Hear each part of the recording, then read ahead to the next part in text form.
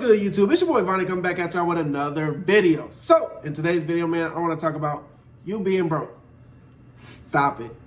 Cut it out. Cut it out. Please. This economy is a bad one. We all know that. But we're all going through it together. Some people are not rich, but, you know, they're comfortable. I say if you don't have an emergency fund right now, you're living on the edge, man. Because literally one accident can tip you over, for real. Can make you go into major debt. So at least keep an emergency fund in this society, but I need y'all to understand, you don't have to be broke. Stop being broke. You know, it's really all comes down to your spending habits. Your spending habits / saving habits. Does anybody have this? Do you? Do you have a savings account? And this, you know, this is just a little bit. This isn't even what I have in my high yield savings account, in my investment account. But do you have it? Do you have some of this? Can you do a money spread right now? Yes or no? If you can't, man, stop spending, start saving. Your income isn't the problem, your habits are. Many people blame low income, but higher earners often live paycheck to paycheck too. The real issue is spending everything you make. Wealth is built by what you keep, not by what you earn. Why are you spending your whole paycheck? Why are you? Like, honestly, you should be treating your savings account like a bill. Every month I have to put this much in, or every week, or every 2 weeks I got to put this much in. Do it like that. Look, this adds up. This turns into this, turns into this, turns into this. And then before you know it, man, you keep stacking up them 20s. Now you got a whole stack of 20s. Like, it's going to take time. Yes, we know that. But if you stop spending how you're spending, I guarantee you'll have it by no time. Lifestyle inflation is keeping you broke as well. You know, every raise, you don't have to go get a new car. You don't have to get a better apartment. You don't have to get the better clothes. Just stick with your plain white tee. Stick with the beater of a car, you know, and keep making that, you know, bread from the raise that you just got. Instead of increasing your savings, your expenses grow with your income. You know, learn to keep your lifestyle stable while your income increases. Even if you go from making $4,000 a month to $6,000 a month, you should still be living like you're making $4,000 a month.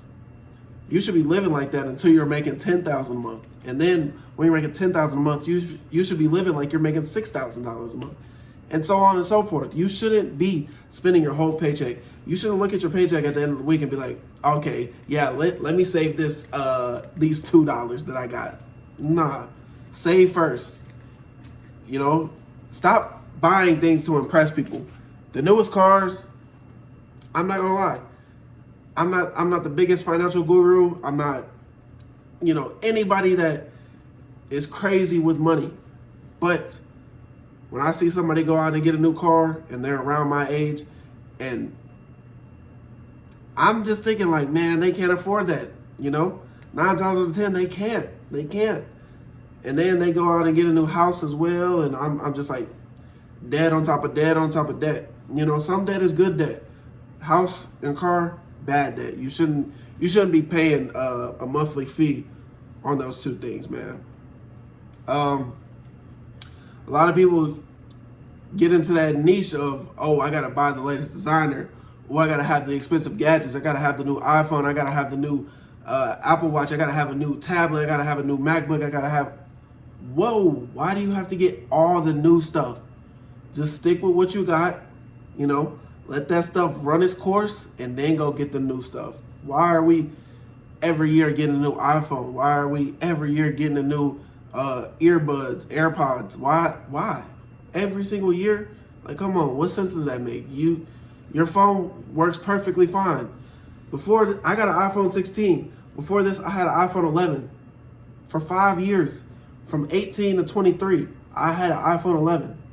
Literally. And I didn't care. Now, part of that was because I was a little broke. But even now, I could go get an iPhone 17. I could go get an iPhone 18, whenever that comes out. But I'm gonna stick with my 16 until the wheels fall off, because I'm not giving into that lifestyle inflation. Most people are too focused on themselves to care about what you own, anyways. Like, I don't care. I don't care what the next person's phone is. I don't care. I don't care what the next person's car is. So honestly, you shouldn't. You shouldn't even be trying to show off for anybody. Real wealth is quiet and invisible. You won't even know. You'll be like, dang, okay, is he rich? Is he rich? Then you just pop out with a car and a house, and you're going on vacation, and then you're saving over here, and then you're flicking up, and you could have easily just stopped. You could have stopped and be like, man, nah. But you kept buying and buying and buying. Stop it. Small daily purchases add up faster than you think. That coffee that you get every morning, the McDonald's breakfast menu that you go to every morning, you got subscriptions that you're paying for. You're paying for Netflix, Hulu, Spotify, Apple Music, Rocket Mortgage, Albert, all these different apps every month. You literally subscribe to something and you forget to unsubscribe. Why? You're just wasting your money. Literally. You make $20 an hour, you got a $20 subscription every month. That's 12 hours of your life that you are just given to that subscription a year. Cancel it, A few dollars here and there can cost thousands over a year. For real. I remember one time I had a Shopify subscription. I had a $1 Shopify subscription for 3 months. At the end of that 3 months, it went up to $750. I forgot to cancel it. So guess what? I got charged $750. There was nothing I could do about it. That was one of the lowest points in my life when that happened, because I only did the Shopify thing for a month. So the next 2 months, it was only $1, and then after that, $750. Took the biggest L. I'm scared of subscriptions after that. So I always cancel it. And I make sure I track every dollar for every month, because you'll be surprised how much you can miss out on, how much you are actually spending, how much you're going out to eat, how much you're spending on coffee a day, how much you got the DoorDash apps subscription every month. All those things, man. Stop spending before you save. Like I was saying earlier, you have to save first. Saving is a bill. Make that, $200, $300 a month. That's a little hefty bill, right? But you have to do it. If you want a good future, you have to do it. Emotional spending is costing you thousands. Just because you're stressed, just because you're bored, just because you're sad, just because you just want to go out and celebrate, doesn't mean you should be triggered to spending money. Just think about it. You're spending your hard-earned cash, and you're just bored, or you're just stressed. You're going out to eat just because you're bored.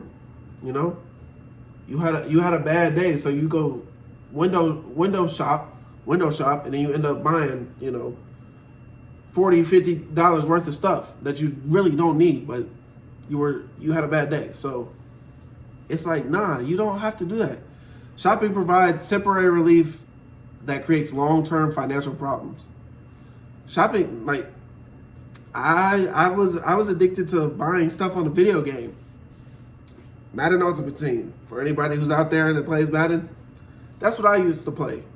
I still play it, but I don't even spend money on the game no more. I just play it casually. Madden 22, 23, 24. I used to blow a bag every day, every week. Every time I would get paid, I would at least spend $100 every time I got paid. That was at minimum, at least. For what? Just because I needed that relief. I need my team to be the best. Nah. Learn healthier ways to deal with your emotions. I was literally spending money because I wanted to have the best team, just to be happy. You feel me? I had to quit that. You confuse wants for needs. I know I did. When I was spending money on the game, I thought I needed that. A need is something you can't live without. A want is something that makes life more comfortable. Learning the difference gives you greater control over your money. It's your money, man. You don't need to be out here just spending it. Like, I really want to emphasize that, because you don't have to be broke. Like, a lot of people probably will look at me and be like, oh, he's broke. Oh, he ain't got a cut. Oh, he's wearing black tees every day. Oh, he's wearing, he got the same Nike socks. Man, I buy them in packs. I buy black tees in packs, black and white tees in packs, and that's all I wear. I don't need the designer, I just need all I want to do is focus on my financial goals. So without a purpose, money disappears. Saving is easier when you're working towards something meaningful. Me personally, our first goal was save $5,000. Emergency fund, put it away. Can't touch it. Second goal, save another $5,000, put it in a high yield savings account. Can't touch it. Third goal, save another $5,000, put it in an investment account. Can't touch it. Fourth goal, save another $5,000, put it in another high yield savings account. Can't touch it. So that's $20,000 of just saving, of just going to work, saving, going to work, saving, going to work, saving, going to work, saving. Ain't no big, huge $5,000 check coming in. You feel me? I had to save all of that. Literally, $20,000 I had to save. Put it in this category, put it in this category, put it in this category. And I created goals for the next year. Last year, I created goals. This is how much I want to save. And I did it, And it was started with the emergency fund, $5,000. Then the high yield saving. Then the investment account. Then another high yield saving. It's not impossible. It's not as hard as people think it is to save, because you're not thinking about the opportunity cost. Every dollar spent today is a dollar that can't be invested or used to build wealth. Even if you go to the gas station and go get you a pop, you go get you a $3 pop. You could have put that $3 into an investment account. And I know, you're looking at me like, Vaughn, $3. What is $3 gonna do for me? Nothing. It's not gonna do anything. But let you keep putting $3 in every time you want to pop. Let you keep doing that. And that's what I'm talking about. That's the discipline part. A lot of people are just gonna go buy that pop every single time, not even thinking about it, not even thinking twice, not even thinking, oh, I could put this money somewhere else. Let every time that you want to buy something that you don't need, you put that money into an investment account. You put that money into your high yield savings account. I promise you, compound interest is going to be your best friend in this long journey. Discipline beats motivation every time. Motivation comes and goes, but discipline creates long-lasting wealth. Budgeting, saving, and investing consistently, even when you don't feel like it, is what separates financially successful people from everyone else. Becoming financially free starts with mastering your daily decisions, not making one big move. You're not going to get rich overnight. It's sad. You're not going to get rich in a month. Sad to say. You can be rich in a year. Now, can you be wealthy in a year? I don't think so. I think it's gonna take time. But you can be rich next year. You lock in right now, you be rich next year. Stop being broke. Guys, there's nothing like holding money in your hand. This isn't my check. Nobody came up to me and was like, here, save this. No.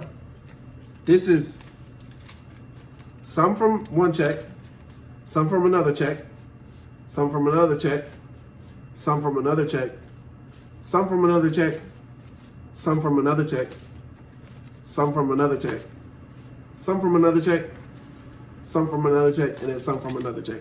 Literally, just like that. I'm not capping to y'all. Straight like that. Like, that's what it takes to build wealth. So that's really it for the video, man. That's all I really got. Being broke isn't always about how much money you can make. It's often about the choices you make with the money you already have. The good news is that spending habits can be changed. Every smart financial decision you make today puts you one step closer to financial freedom. Start small, stay disciplined, and remember, it's not about making more money first. It's about becoming the kind of person who knows how to keep it. Keep your money, be selfish with it. That's all I got for the video, man. I appreciate y'all for joining me. Make sure you like, comment, subscribe if you haven't already.